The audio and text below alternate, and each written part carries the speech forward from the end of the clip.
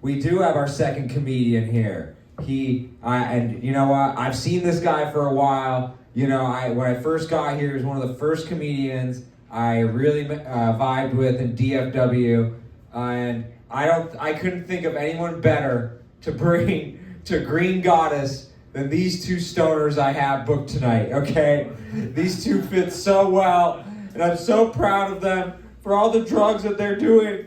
And you know what? I'm paying them in honey, and you know maybe money too, but definitely mad honey. Okay, that hallucinogenic honey. Okay, these are beautiful peoples. But for this man, I am so excited and to bring you, because this is a treat. Please give it up for the amazing, the wonderful Greasy Gordo. Woo! Yeah.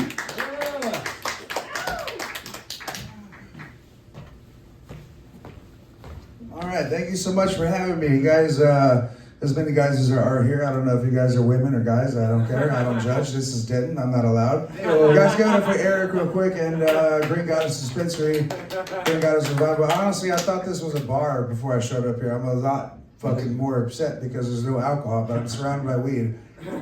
What does that say about me? How was everybody's Thanksgiving? Did you guys have a good Thanksgiving? Hell yeah. Right on. Every year around, like I'm single right now, which is weird because like usually I get dumped like after Thanksgiving because around that time my girlfriend realizes that I love food more than I love her.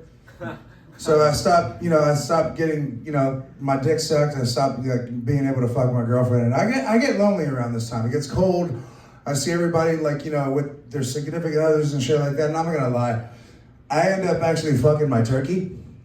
I brined my turkey for like 3 days, and it gets so soft. I feel like it's an injustice not to fuck it because, fuck it, right? And it gets really weird during dinner time because my mom was like, well, this tastes really familiar.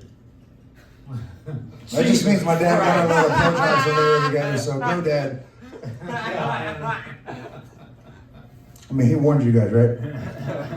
Do I know y'all? Have we met before? I've heard of you. You've heard of me. What about, have I met you before? Yeah, a long time ago, buddy. Ian Max says. Oh, yeah. Nice, very nice thing. No, he likes cocaine too. Yeah, that was I was like, I'm not a stoner, I'm a cokehead. Everybody knows that.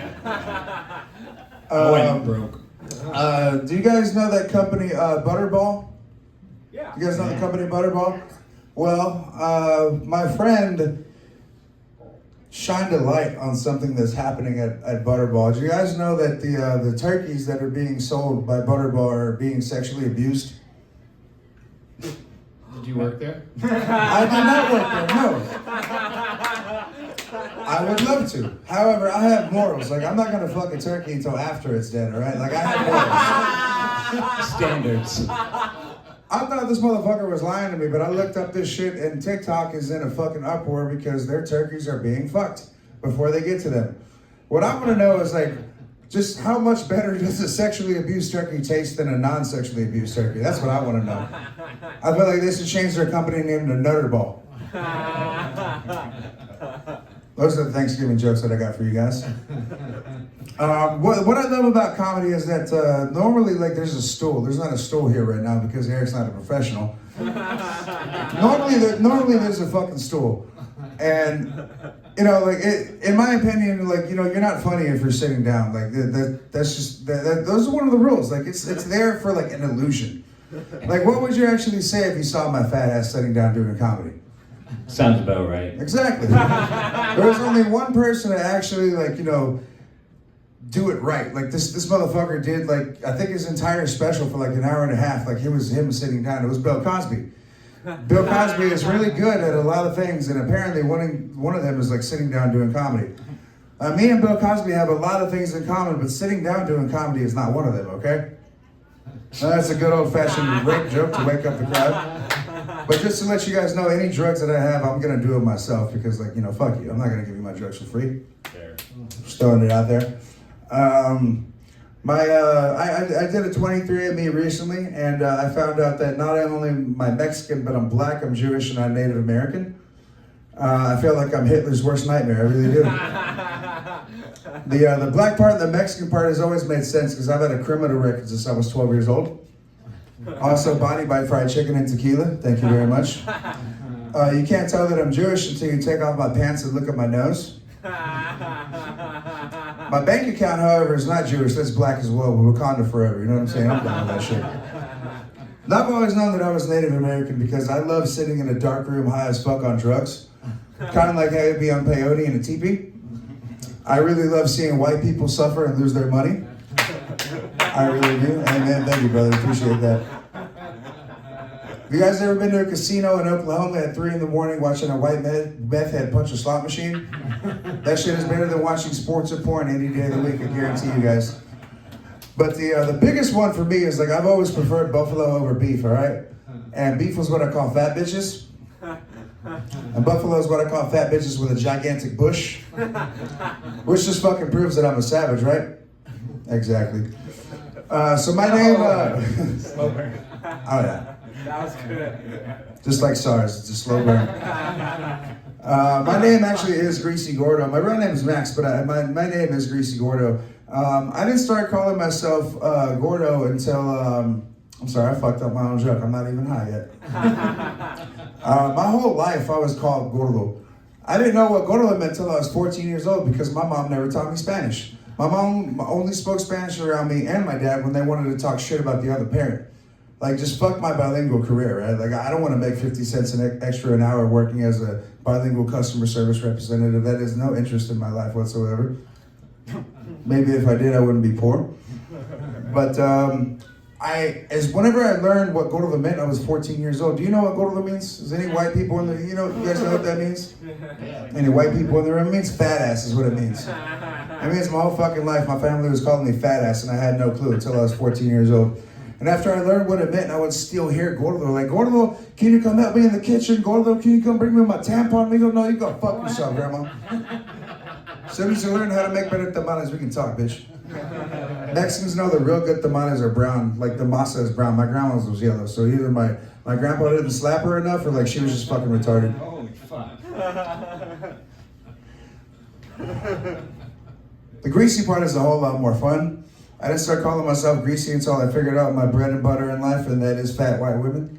I love fat white women. I'm talking a very, very specific sector of fat white women, though. I'm talking about the kind of fat white bitch that you know has at least one Nightmare Before Christmas sweater tucked away in her closet. From like 200 pounds ago. Why are we pointing at him?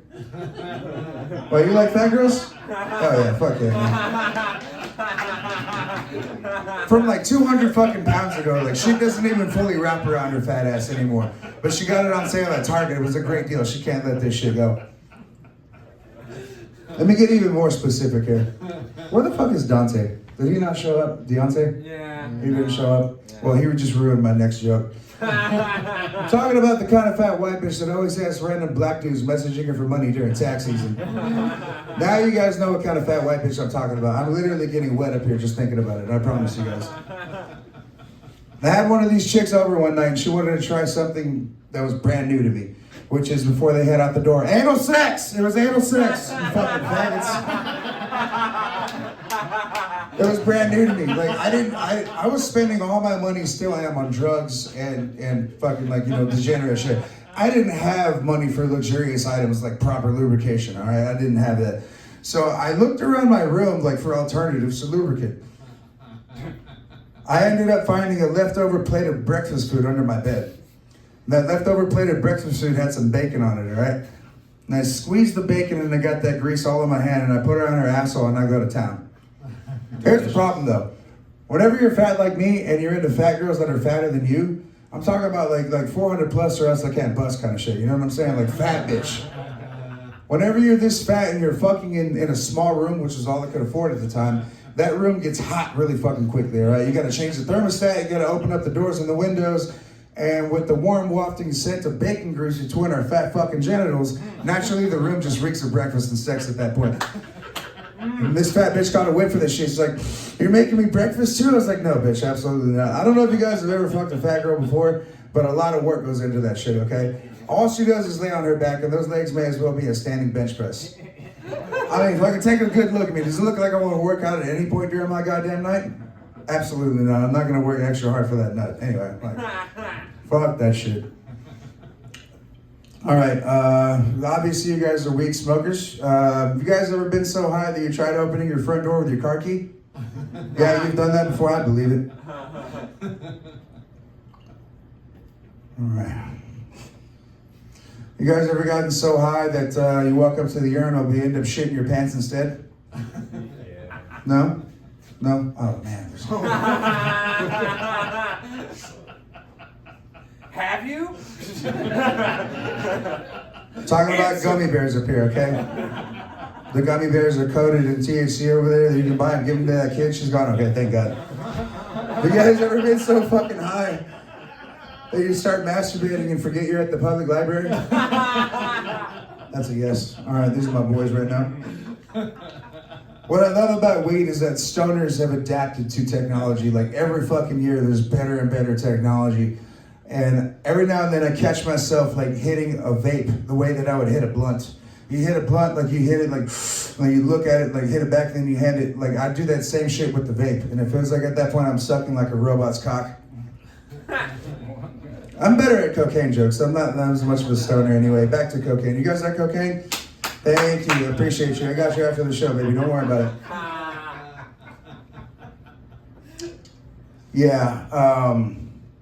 I had a big problem with coke for a little bit, but I calmed down. I calmed down because you know you got to. Like I'm not trying to end up like Chris Farley without the fame. I'm really not. I was really into this shit, and me and my girl, we ended up doing a whole 8-ball together in one night. And if you guys don't know what that means Gordo likes to fucking party. That's what that means, all right? And I'm actually lying. I did the whole 8-ball myself. And a couple things happen whenever you do a whole 8-ball to yourself. First of all, you get a real bad runny nose. And as you can see, it's the only real running that I get done in my life. Second, you gotta blow your nose a lot. Like, you know, again, like I don't have money. I can't afford things like Kleenex, all right? I just spent $78 a gram on the good shit. Like I don't have money for Kleenex.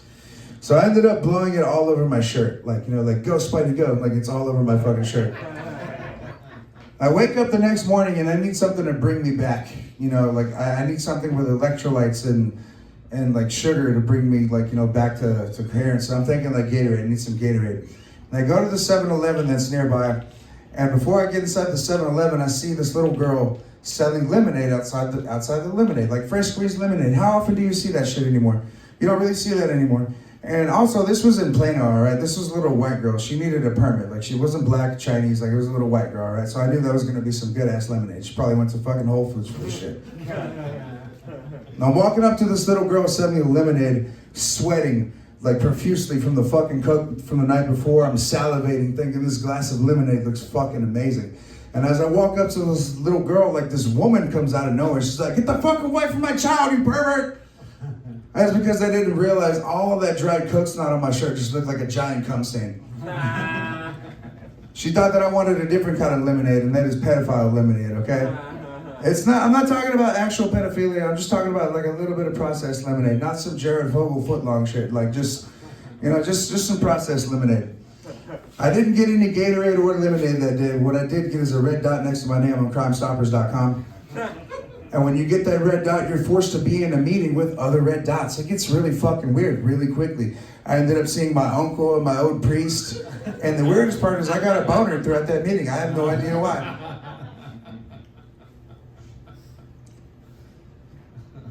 One minute! All right, I got you. All right, I'm gonna hit you guys with a couple one-liners. Go do a couple one-liners in the restroom. Is that cool with y'all? Oh yeah. My ex-girlfriend was a diabetic and paid for everything in our relationship, so I called her my zero sugar mama. She also helped me realize what I like to identify as, and that is a bread warmer, because I love putting her rolls in my mouth. She was also a magician. Yeah, most magicians can pull a rabbit out of their hat. She could pull an argument out of her ass. And she also had a vanishing act. Yeah, she could make another dude's dick disappear down her throat. I got a really good friend who's inbred and has a bad case of Parkinson's disease, so we call him Alabama Shakes. But you guys know him as your host, Eric Abbenante. And my favorite porn category in the whole world is, oh yeah, I forgot the Latino part.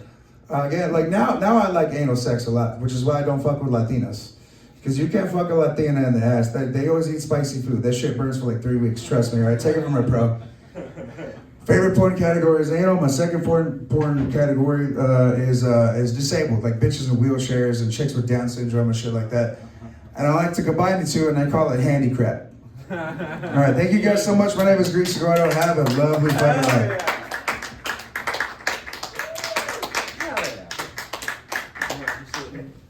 Oh, please give it up one more time for Enrique Cartman. Okay, I mean, that was so good. I loved it.